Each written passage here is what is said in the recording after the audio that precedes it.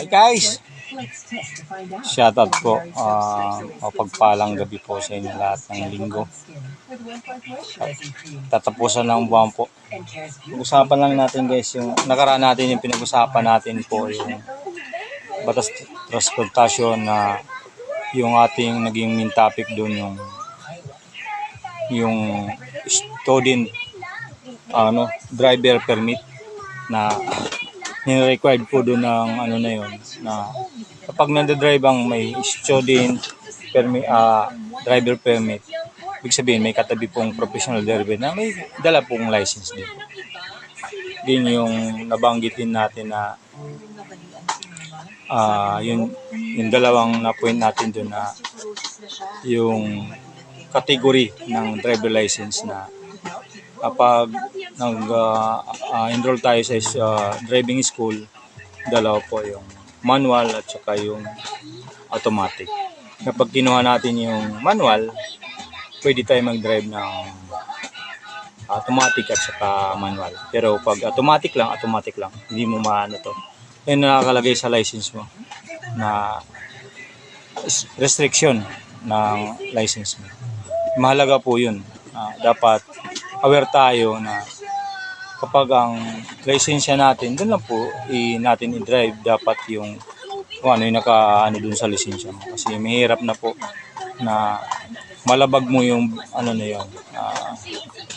Kasi may penalties at pwede ka ma-sanction na kung ilan man yung kalakip na sanction doon.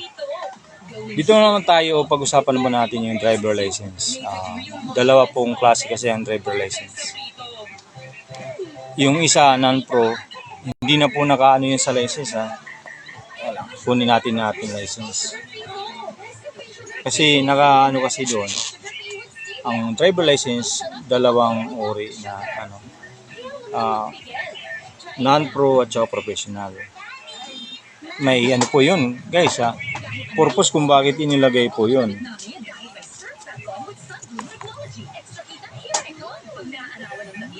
Yan guys, ito yung license ngayon. Yung kulay. Yan lang natin. Para dati kasi meron nakasulat dito guys. Dito. Pero ngayon driver license na lang yan. Pero dalawa po yan. Ang dapat yan, category yung sinasabi na professional at saka non-pro. Yung professional guys, ang sinasabi doon na professional na pwede ka magmaniho ng sasakyan ng pampasahero kasi professional yung o magmaniho ng bus, jeep at saka mga FX taxi. Ayan ang professional yung mga Grab.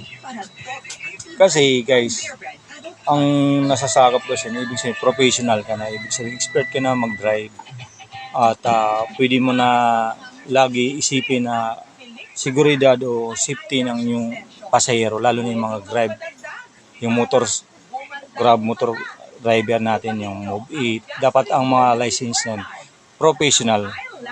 At tandaan nyo guys dapat professional ang driver license po ng nagda-drive ng mga Grab taxi, jeep, FX, bus, dapat ang mga niyan, tawag nito, yung mga driver license ay professional. Pero kung pag non-pro po, dapat po ay yung sarili mo lang o may angkas ka na asawa mo or sino man ninaangkas mo na dapat nakahilip din po. Yun po yung hindi ka pwede mag-drive ng pampasahero public na pang-transportasyon na ang mo lang purpose ay pang-private lang talaga. Pwede ka magmaniho na sarili mo sasakyan pero hindi ka pwede masahero. Kung nagbabala ka gawin yun, i-apply mo muna na ang yung license ngayon ay non-pro, i-apply mo muna ng professional. Malinaw po guys. Kaya kung may hindi nalilinawan sa explanation, pwede niyo po i-comment dyan sa ating comment section at pwede ko po sagutin yan. Pakatandaan dapat kapag ipapamasada natin ng ating motor o yung ating ay professional driver license. Pagkatandaan yan mga guys ha. Napagkita mo ito ng asawa niya. Napagkat isa ni Mrs. Supportive us. Diba? Pero ang mga duda ba nila? Si Ina, hindi raw pinagpapalagay. Kailangan natin yun guys ha. Pagkatandaan, huwag natin kakalimutan na Ang pagpapalagay kasi ng eyelash extension, kanya raw, self-care. mahirap tayo magmaniyo ng Kwento kasi hindi ni Ina, tayo itong mga professional dyan kasi stress daw siya. buhay Napansin niya, ang nakasalalay habang ikaw nagmamaniyo, lalo yung pang pasahero, di ba? lalo na sa kanyang trabaho. Ingat-ingat din po tayo. Pagpa tayo maging magaling kung ang dala-dala mong lisensya ay hindi professional. Maging aware po tayo doon kasi sabi nga kung buhay ang ano mo dinadala at mga nakasakay may buhay, kailangan mo mag-apply ng professional driver license. Kwento sa kanyang salon. Yan guys ha, nasa ano yan, dito yan ha. Andito yan. Nakapaloob po yan sa manual o kaya yung under ng Republic Act 4136 na ini-implement ni LTO. Saludo tayo dun sa batas na yan dahil ang dami pong dapat ating sialang-alang habang tayo nagmamaniho na dapat. Yun po yung purpose natin kung bakit natin ginagawa to. Sabi nga, nakakalimot tayo sa mga ganyan. Ito po, yung itong yung naging aim natin para gawin natin yan dito pag nagla-live tayo. Kung hindi man nagla-live yung mga video na dinadownload natin, sana doon sa mga nagbabalak ay makatulong po. Kahit kunting pahiwatig o discussion lang ang ginagawa natin dito, makatulong lang po, yun lang po purpose doon. Wala na tayong ibang inaano din. Na kung ano po yung naging topic o maging discussion natin during live or sa mga video ko, yun lang po ang inaano ko lang sa inyo na sana i-share natin doon sa mga kasamahan para yung information na ma-share din po sa iba. Kasi guys, di biro po yung nangyayari sa araw-araw natin pagbibiyahe. Kahit ngayon nga sa oras na ito, yung mga humahawak dyan ng manibila, hindi natin alam kung 100% po yan ay may mga driver license at talagang sinusunod po yung batas trapiko o transportasyon na natin ginagawa during ngayong oras na ito na dapat isinasalang-alang po natin yung buhay na nakapaligid o lalo na yung sakay mo kung hindi naman talaga ikaw dapat yan ay mag-drive na hindi ka professional, dapat hindi mo nagagawin kasi guys, kung hindi mo ano yung buhay mo, huwag mo na naidamay yung ibang tao kasi sabi nga buhay yan eh. Kaya nga sinasabi ni required ng batas na yan na dapat kapag ikaw yung nagmamani yung pampasahero ay dapat professional driver license mo. Kung personal o pang pamilya nanaw, pwede ka mag-drive yan. Non-pro yung license mo. Pero dapat aware tayo kung ano yung ginagawa natin araw-araw. Kung mali na ang ginagawa mo ngayon, may pagkakataon pa.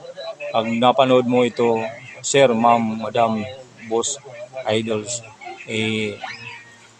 maano tayo. Sana mapulutan ng aral natin yung usaping ito na mahalaga po yun, maging abide tayo dun sa batas na yan. Kasi kaya po ginawa yan dahil sa pag-aaral at tingin nila sa yearly na lang nilalabas na insidente sa bawat ano nating samantay naroon. Malaking impact talaga yung mga aksidente nangyayari sa lansangan na hindi natin binibigyan halaga po yun. Dahil minsan nakagaling ang ginawa pero sinasanay, pero one time na nagkamali ka talaga yun na yung sinasabi. Lagi na po na-aware ha. Guys, dalawa po, professional, non-pro. Yung professional ay pwede po mag-drive ng bus, taxi, motor taxi, jeep, bus. So na namamasahero ka, namamasada ka, na mayroong buhay na dala-dala ka. Kung ilang buhay yan na habang nagmamaniho ka, ay dapat lagi mo isipin kaligtasan nila. Even ikaw, din umikbot sa'yo habang nagmamaneho ka. Then, yung sa nampro naman po, yung ingatan mo yung buhay mo, yung either yung sakay mo. Kasi tandaan natin guys ha, yung motor ay dalawa lang po dapat ang nakasakay. Passenger at saka yung driver. Huwag na po lalagpas. Pakatandaan natin, awareness po yan. Kasi yung awareness nga sinasabi, mahalaga po yan para sa ating lahat. Pakatandaan po guys, hindi po tayo nagmamagaling, nagpapaalala lang po na tayo na yung buhay ay mahalaga sa bawat minuto, segundo na dumadaan ng sa ating buhay. Kaya kung gusto, comment lang po, then i-share sa ating mga kasamaan. Panoorin po ang video para kung naano ka, pwede makatulong maging refresher sa iyo. Lalo na kung baguhan kang driver o either matagal na, baka pwede mo baguhin yung nagiging daily habit mo. Saludo po ako sa inyo sa mga manonood at maraming salamat po sa inyong pagsubaybay na ng aking mga tutorials dyan. Tingnan nyo lang guys, makatulong po. Kasi yan lang naman ang aim natin, makatulong po na doon sa hindi aware kung ano yung mga ano natin. Kung ano man topic yan, i-comment nyo lang, gagawa natin ng oras din. Explain natin, paunawa natin sa inyo kung ano yung ibig sabihin. Thank you.